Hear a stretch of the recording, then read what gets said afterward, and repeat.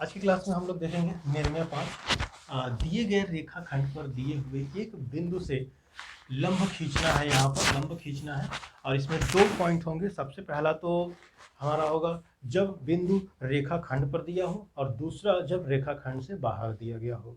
ठीक है, तो हमारा पहला बनता है यहाँ पर जब बिंदु रेखाखंड पर स्थित हो। जब बिंदु रेखाखंड पर स्थित हो। ठीक, सबसे पहला इसमें ज्ञात है रेखाखंड AB तथा उस पर स्थित एक बिंदु P। ठीक है, रचना करनी है। क्या करना है रचना? बिंदु P से रेखाखंड AB पर लंब। बिंदु P से रेखाखंड AB पर लंब। ठीक है, रचना के चरण। ठीक है, सबसे पहले रचना के चरण में हमें क्या लिखना है, जो जो हम स्टेप करेंगे वो हम यहाँ पर लिखते जाएंगे। ठीक है, पहले हम ड्रॉ करते हैं कैसे हमें करना है। ठीक है, अगर हमारा वीडियो आपको अगर अच्छा लगे तो आप लोगों तक शेयर जरूर करिएगा। ठीक है, चैनल को सब्सक्राइब करिए और बेल बटन को इनेबल करिए ताकि नेक्स्ट वीडियो का नोटिफिकेशन आपको मिल जाए। ठीक है, चलिए शुरू करते हैं।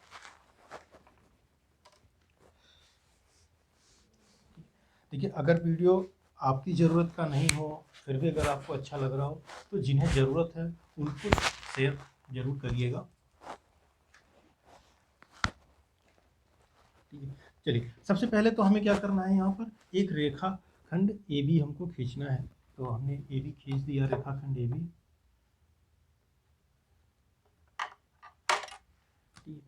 ये हमने खींचा AB और इस पर एक बिंदु हमने ले लिया P। और ये P का कोई जगह नहीं है, कहीं भी आप बिंदु P ले सकते हैं।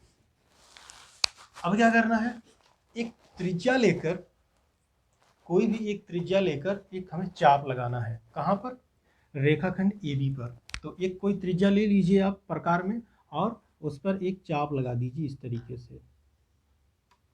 ठीक है, सही है। आप जब चाप लगाएंगे बिल्कुल आपका सीधा सीधा लगेगा और इसका नाम रख दीजिए यम और यन। ठीक है, यम और यन हमने नाम रख दिया इसका।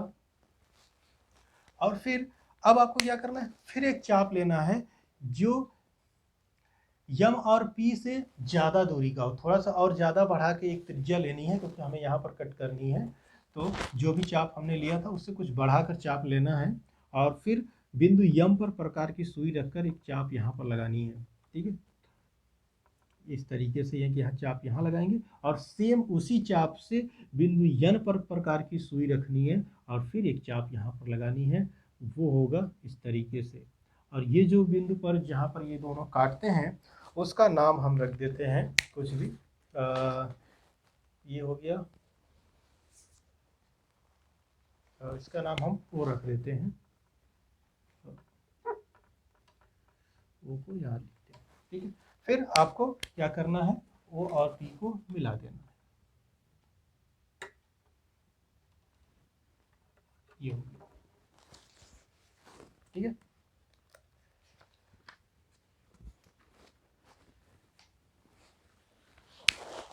अब रचना के चरण हमने क्या क्या किया वो हमें यहाँ पर लिखना है। तो सबसे पहले यहाँ पर रेखाखंड AB पर स्थित बिंदु P को केंद्र मानकर किसी त्रिज्या से एक चाप लगाया।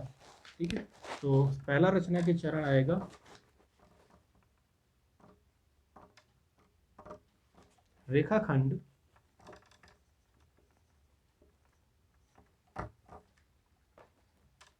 ठीक है, आप लिख देते हैं AB पर स्थित बिंदु, फिर हमारा कैमरा बंद हो गया था, मैं ध्यान नहीं दिया उस पर और पॉइंट्स लिख जाते सभी। कोई बात नहीं, मैं आपको फिर से बता देता हूँ जिस केस हमने किया था। ठीक है, देखिए रेखाखंड AB पर स्थित बिंदु P को केंद्र मानकर कोई भी एक त्रिज्या लिया। ठीक है, त्रिज्या लेकर एक चाप लगाया। देखिए ये था AB था रेखाखंड, बिंदु P से हमने कोई भी त्रिज्या का एक नाप का एक त्रिज्या लिया और इस पर एक चाप लगाया जो AB पर बिंदु M और N है। ठीक है, जो बिंदु AB को बिंदु M और N पर काटती है। MP की दूरी, MP ये जो दो चाप है M और P की दूरी से कुछ ज़्यादा दूरी का हमने एक त्रिज्या लिया, से ज़्यादा दूरी का त्रिज्या लेकर बिंदु यम से चाप लगाया। ठीक है, यम से एक बार चाप लगाया, फिर यन से भी एक चाप लगाया एक बार। ठीक है, तो यहाँ पर ये था, इस तरीके से हमने यहाँ पर दो चाप लगाया और दोनों चाप जिस बिंदु पर काटती हैं उसका नाम हमने बिंदु O दिया। ठीक है, और OP को मिलाया। फिर अतः रेखाखंड, अब ये जो OP जब हम मिला देंगे तो OP जो होगा AB पर लंब होगा। OP लंब है AB पर। ठीक है, ये था यहाँ पर ये था पहला सेक्शन, जब बिंदु रेखाखंड पर स्थित हो तब के लिए। ठीक है, अगला पॉइंट है हमारा जब बिंदु रेखाखंड से बाहर स्थित हो तब के लिए। दूसरा है जब बिंदु रेखाखंड से बाहर स्थित हो, तो यहाँ पर हमें ज्ञात है क्या,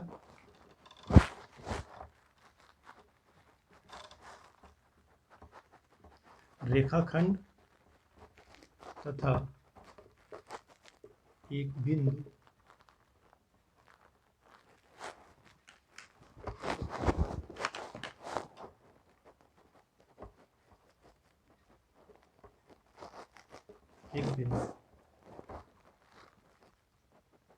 ठीक है, रचना करनी है। रचना करी रेखाखंड AB पर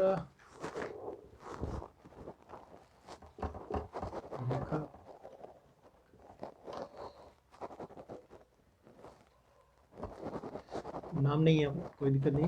रेखाखंड पर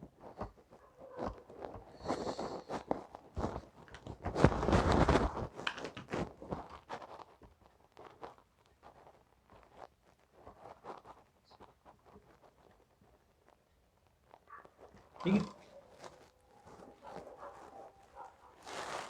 यहाँ बिंदु P है। ठीक है, रचना के चरण।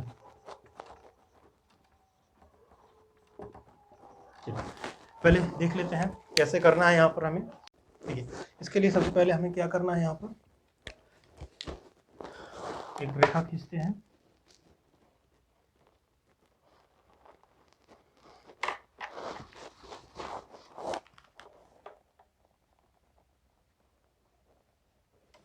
ठीक है, ये है AB और यहाँ पर एक बिंदु है P, और P से एक त्रिज्या लेना है और ऐसा त्रिज्या लेना है कि बिंदु AB को दो बिंदुओं पर कट करे ये। ठीक है, तो यहाँ पर से कोई भी त्रिज्या लेंगे और इसको हम एक ऐसे अर्धवृत्त यहाँ पर चाप लगाएंगे, तो वो मान के चलिए इस तरीके से एक चाप कटेगा यहाँ पर।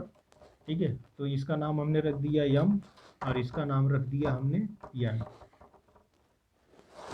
ठीक है, अब यम यानी कि दूरी से आधे से ज़्यादा दूरी का फिर एक चाप लेंगे और उसको फिर यहाँ पर कट करेंगे और फिर यम से इसको कट करेंगे। तो यम से जब कट करेंगे तो ये इस तरीके से यहाँ बनेगा और यन से कट करेंगे तो वो इस तरीके से यहाँ से बनेगा। अब प्रकार से जब कट करेंगे तो आपका बिल्कुल सीधा सीधा बनेगा और इसका नाम हमने रख दिया। ठीक है, अब हम इसको मिला देते हैं।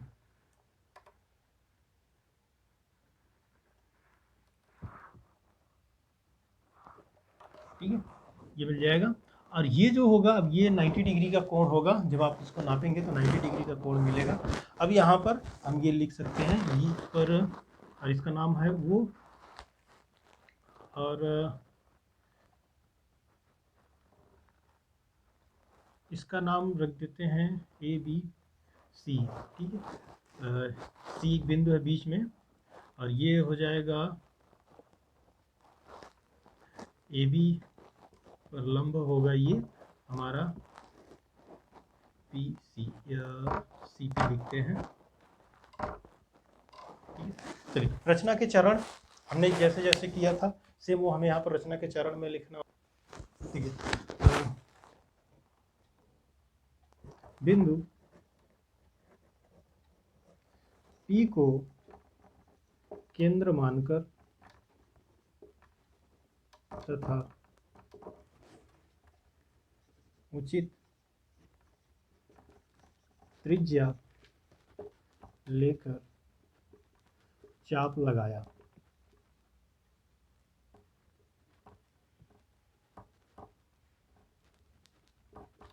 जो रेखाखंड AB को बिंदु M और N पर काटती है।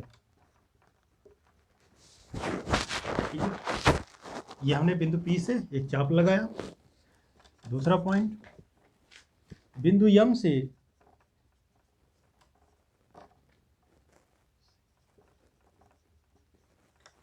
त्रिज्या लेकर त्रिज्या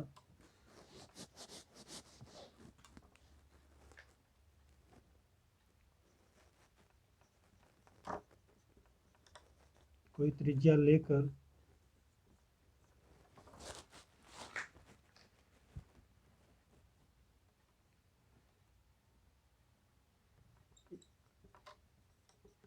चाप लगाया तथा उसी त्रिज्या से बिंदु N से भी चाप लगाया। ठीक है, जो बिंदु O पर काटती है।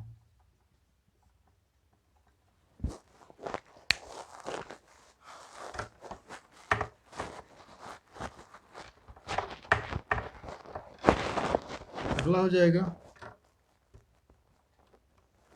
OP को मिलाया जो रेखाखंड AB को बिंदु C पर काटती है।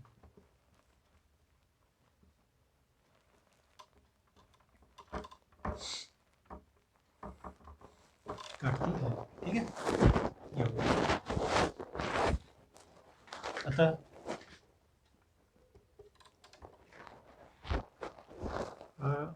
हमारा जो निष्कर्ष निकला,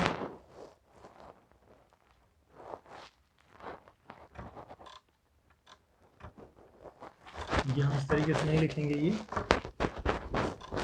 ये भी लंब नहीं है हमारा, ये लंब होगा। ठीक है, CP लंब है, CP लंब है किस पर? AB पर। ठीक है, AB पर। इसी तरीके से इसके पिछले वाले में भी हमें इसी तरीके से लिखना था। हमें लग रहा है उसमें भी हमने इसी तरीके से लिख दिया था। ठीक है, तो CP लंब है AB पर, इस तरीके से लिखा जाता है। और यहाँ पर अगर हम कोणों की बात करें तो कोण PCA बराबर कोण PCB बराबर 90 डिग्री है। ठीक है, ये था रचना।